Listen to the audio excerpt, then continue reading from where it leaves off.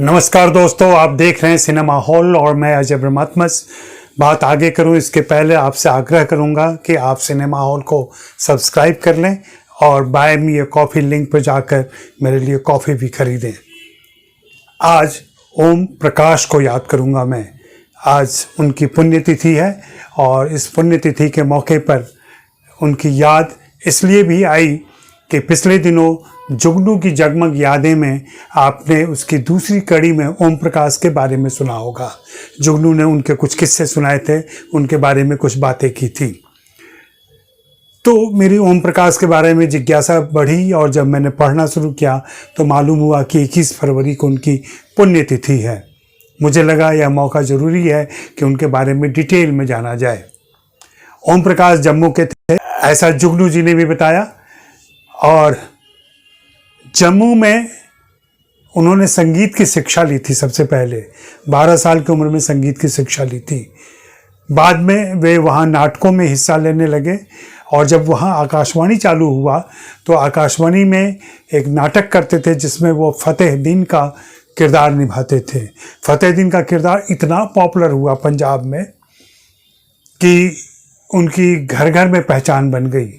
एक शादी में वह आए मेहमानों का मनोरंजन कर रहे थे तो वहाँ लाहौर के निर्माता निर्देशक दल सिंह पंचोली की नज़र उन पर पड़ी।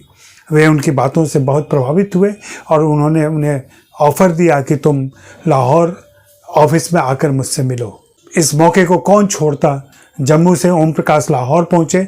लाहौर पहुँचने के बाद दल सिंह पंचोली ने उनको अपनी फिल्म दासी में पहली बार भूमिका सौंपी।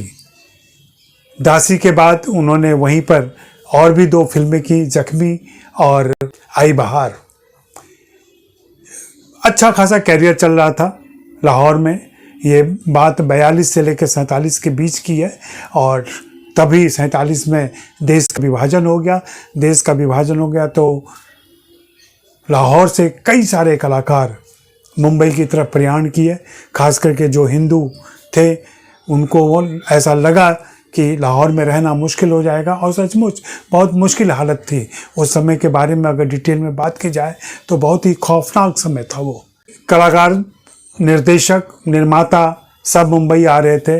यहाँ मुंबई आ गए लेकिन ओम प्रकाश सीधे मुंबई नहीं पहुँचे। पहले ये दिल्ली गए और दिल्ली से फिर मुंबई आए। मुंबई आने पर BR चोपड़ा ने इनको उत्साहित किया, प्रोत्साहित किया, क्योंकि BR चोपड़ा बतौर जर्नलिस्ट ओम प्रकाश से लाहौर में मिल चुके थे और उनकी योग्यता से वाकिफ़ थे।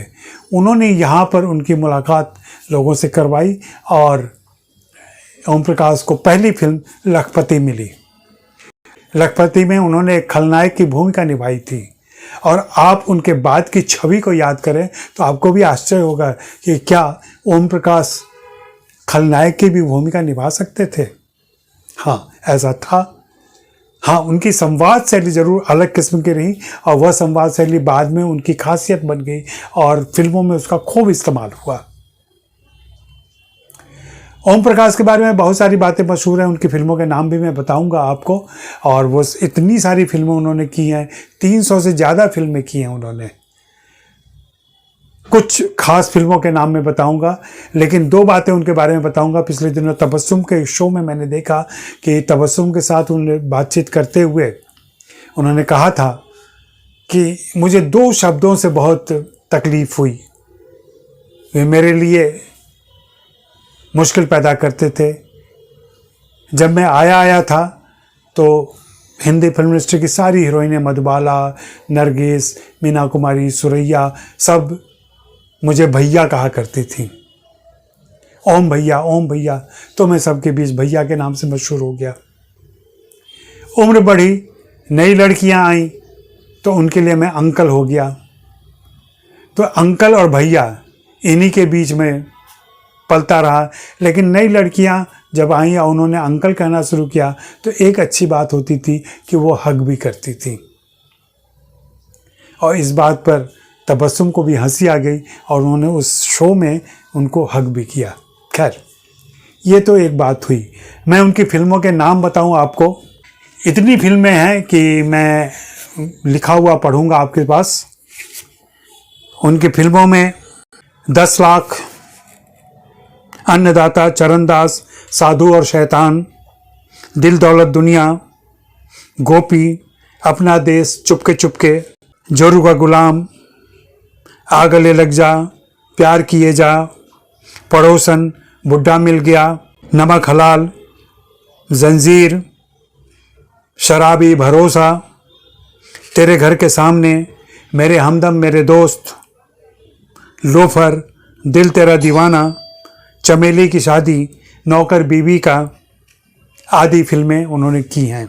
इन फिल्मों में कुछ फिल्में तो बहुत उल्लेखनीय रही हैं, बाद में भी लोग देखते रहे। उसमें चुपके चुपके है, नमक हलाल है, पड़ोसन है, प्यार किए जा है, गोपी है। गोपी के बारे में बताया था जुगनू ने कि कैसे उस फिल्म के लिए दिलीप कुमार ने उनको मनाया था कि आप मेरी फिल्म में काम करें। और इस फिल्म के बारे में दिलीप कुमार ने खुद कहा था कि एक सीन में जहां उनकी मृत्यु होती है, उस सीन में दिलीप कुमार को भी परेशानी हुई थी, वे दिलीप कुमार पर हावी हो गए थे, ऐसा दिलीप कुमार का कहना था, क्योंकि मुझे भय लगा था। ये उनका स्टेटमेंट है। दिलीप कुमार, देवानंद, राज कपूर जैसे दिग्गज अभिनेताओं के साथ उन्होंने बराबर का काम किया है। और इन फिल्मों में भले ही इनकी सहायक भूमिका रही हो या उस ज़माने के हिसाब से कैरेक्टर आर्टिस्ट कहा जाता रहा हो, लेकिन उन्होंने अपनी छाप छोड़ी, अपनी पहचान छोड़ी। नमक हलाल में, चुपके चुपके में उनके सीन हमें याद हैं। नमक हलाल में दद्दू की भूमिका में उन्होंने क्या लाजवाब अभिनय किया था। उनके जीवन का एक और मज़ेदार किस्सा है। 1957 में उन्होंने 3 फिल्में डायरेक्ट की थी, गेटवे ऑफ इंडिया, संजोग और जहां आरा। गेटवे ऑफ इंडिया 1957 में बनी थी और इसकी शूटिंग नाम से ही जा रही है कि गेटवे ऑफ इंडिया के पास थी। और इसमें एक सूर्योदय का दृश्य लेना था, सुबह का। तो उस फिल्म में प्रदीप कुमार थे, मधुबाला थी, जॉनी वॉकर थे, खुद ओम प्रकाश थे। उन्होंने यूनिट के सभी लोगों को अलार्म घड़ी थी कि सबको ही आ जाना समय पर, कोई भी बहाना न बनाए कि मैं सोया रह गया। खैर, सुबह जागने की चिंता में भगवान दादा सोए ही नहीं। भगवान दादा भी इस फिल्म में थे और भगवान दादा सुबह सुबह ही पहुंच गए सेट पे और वहां देखा कि यहाँ कोई नहीं है, तो फिर वे लौट के गए तो अपने यहाँ जा करके फिर से सो गए। और सो गए तो बाद में उनके जब फिल्म पैकअप का समय आया तब तक वे सेट पर पहुंचे, तो उस दिन का काम ही नहीं हुआ। कुछ दिनों के बाद ओम प्रकाश खुद लेट हो गए, तो ओम प्रकाश ने बताया कि इस घड़ी ने धोखा दे दिया और उन्होंने सबके सामने तोड़ के फेंक दिया उसको और कहा कि देखो, वो तो बगल के तबेले से भैंस की आवाज़ आई, भैंस रंभा रही थी तो मेरी नींद खुली। इस बात को सुनकर मधुबाला, जॉनी वॉकर सब हंसने लगे और जॉनी वॉकर ने मजाक में कहा कि क्यों ना ओम भैया आप अगली बार सबको एक एक भैंस दे दें ताकि हम लोग सब समय पर सेट पे आ जाएं। तो ऐसा उनका व्यक्तित्व था। और कल तो बताया ही था जुगनू की जगमग यादें में जुगनू ने कि उन्होंने जहां आरा फिल्म बनाई थी और जहां आरा फिल्म जब फ्लॉप हो गई तो उन्होंने ऑफिस का नाम ही जहां आरा का मकबरा रख दिया और इसके बाद से उन्होंने किसी फिल्म का निर्माण या निर्देशन नहीं किया। हाँ, बात तक वे फिल्मों में काम करते रहे और एक अच्छी पारी उन्होंने खेली, यादगार पारी उन्होंने खेली और सभी बड़े अभिनेताओं के साथ उनकी जोड़ी जमी। वह एक शेर सबको सुनाया करते थे, उजाले तीरगी के कैद में, झूठ की मुट्ठी में है सच्चाइयाँ, 2 मोहब्बत करने वाले मर गए, जी रही हैं महज अभी रुसवाइयाँ। इन पंक्तियों के साथ ओम प्रकाश को हम श्रद्धांजलि देते हैं, याद करते हैं। आप भी उनके बारे में कुछ जानते हो तो ज़रूर बताएं, यहाँ लिखें नीचे। और फिर से याद दिलाऊंगा कि सिनेमा हॉल को सब्सक्राइब कर लें और buy me a coffee link पर जाकर मेरे लिए कॉफ़ी खरीदें और मेरे साथ बने रहें।